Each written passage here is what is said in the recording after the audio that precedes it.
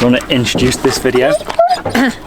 So, right, where are we? We're in Andorra at the top of the Val Nord bike park tracks, and it's really nice. So we wanted to sit in the sun and tell you some of the tips we've learned from the first 6 months of traveling that have made coming out this time already so much more relaxing. So the first thing we found is buying supplies before you leave to go. If you're from the UK and you're planning on going to Europe in your motorhome, buying stuff before you leave, or buying certain things before you leave, is a big yes. Like, we found that buying, especially tea bags, at the rate Amanda goes through them. Tea bags are just better in the UK, especially they're not packaged all individually in plastic in the UK, which is good. But also, if you want a decent cup of English tea, then buy them in England. So tea bags are pretty crap in Europe. They're pretty weak and sometimes they're hard to come by. Oats as well. If you like your porridge oats in the morning like I do, they sometimes can be hard to come across in some places. Either hard to come across or really expensive. So we ended up stocking up on these and bought a couple of kilos worth, which has seemed to probably last us for a couple of months. Fresh water. This is probably one of the biggest things I've found is the most important thing living in a motorhome, finding places for fresh water. I think this comes under the being observant topic, because that actually practicing being observant for the right things, it's like a skill you have to adopt. They tell you with driving, the more you look out for signs and become observant in looking for speed limits and signs, the more you get used to it. Same with motorhomes. The more you get used to looking out for places you could park, signposts for like 3.5 tons, so make you think, could I fit down there easily? Like, because sometimes it's not 3.5 tons, it's more the size of the vehicle that they're talking about. But if you set out and you just practice looking for all those signs, looking for places you could park, looking for places you could get water, even if you're not stopping in that area, you'll get used to looking out for things, and things will just pop out to you once you've practiced looking out for them. And then I think under that topic you can add relaxing as well. That's been a big thing for us, isn't it? Because if you're Big practicing being observant for things, then you can relax a bit, because if you're used to looking for signs of where you can and can't go,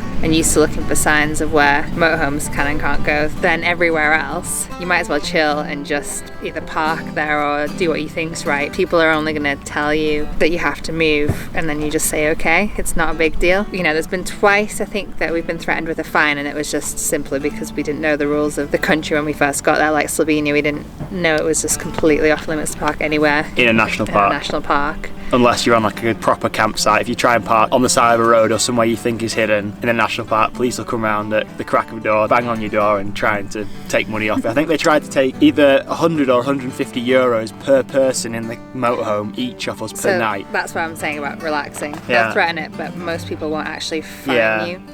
We just got a slap on the wrist, didn't we? If you just say, oh sorry, I don't know, I'll move, then they're not actually going to fine you. This is all under the same thing. Like, when it comes to parking the motorhome, I think planning ahead is a big thing. We've also been using an app quite a lot called Park 4 Nights. I'll put a link in the description below so you can grab it. It's basically an app that is created by people, so you can add places where you've stopped and like take photos of it, give reviews and show other motorhome people what it's like. So we've been using that, like basically planning ahead, being like, right, we're going to be in this city or around this area tonight or tomorrow. Let's have a look what's here, and 9 times out of 10 we found some real nice places to park. Yeah, I should reiterate that planning ahead is literally like not even a 24-hour thing. It's literally just, it could be stopping an hour or so before you get to the place you're going and just looking, because I think if you try plan too far in advance, that's stressing. So I again say chill out and just do it half an hour before you get somewhere, and chances are sometimes your plans can go to shit anyway, because you'll go to the place you planned to park where people had reviewed and said it was good to park, and you'll get there and something's changed. Dodgy, no water or dirty. Not there anymore. Yeah, no, it's not there. Just need to learn to relax, but as soon as you stress out you start panicking, going, oh shoot, where are we going to go? And then you turn down a road because you panic, and then you end up parking somewhere completely ridiculous because you couldn't stop panicking. When he's wet, on top of that, we have a microfiber little bed for him, which was actually like one of the best things I've bought, because it's so thick, it's like a bath mat for dogs. So once say we've come out of the rain, we've like rubbed him down with towels, put his dressing gown on, then put his mat on top of his normal bed, and he sits on that. That keeps his dressing gown and his mat keep absorbing more water, and then we put like towels or little sheets around the back of the seats just in case he leans on them, doesn't get wet or muddy. With his water bowl, we only put it down when the motorhome's not moving, so we don't have to worry about it sloshing about. We just always empty the water out and put it away while the motorhome's moving. We've got all his worming and flea treatment from his normal vet in the UK sorted. sorted, so we don't have to worry about that. We've got tick removers. And then the most handy thing I brought was just a little bottle of Hibby scrub for washing any little cuts and scrapes he gets. Another thing we found pretty handy is, obviously me and Amanda work on the road, so we're always trying to find good places that have good coffee and good Wi-Fi to work. And one of the best places we found since we've been out in Europe, believe it or not, is actually McDonald's. Like in the UK, I wouldn't really think about going to McDonald's. I'd rather go to another small coffee chain or local shop. But if you come out here to McDonald's in any European country like France, Spain, where else? Pretty much any European country, Switzerland, that's not in Europe, is it? Any of these countries that aren't in the UK, they're actually really fancy inside. They have good Wi-Fi. Coffee is consistent across all McDonald's. It's real nice. If you've never had a McDonald's coffee. If you've never had a McDonald's coffee, it's very good. The Wi-Fi is really good, and the McDonald's is actually a really nice place to work. Another way for us to remove stress from what we're doing and traveling, instead of what we used to do is just go and try and find these tiny little quirky coffee shops, we now just say, like, where's the nearest McDonald's that's on our route? And we just stop there, do work, and then carry on. Job done. Generally in Europe, we've found that the food is a bit more expensive, but you pay for quality. So the fresh fruit and vegetables seems to be better, taste a lot better. Chicken is really expensive. All meat seems to be a bit more expensive out here, doesn't it? So we haven't really eat chicken much, do we? No. Don't eat chicken. We eat beef every now and again. A lot of beans, vegetarian meals, eggs. Getting a good mattress.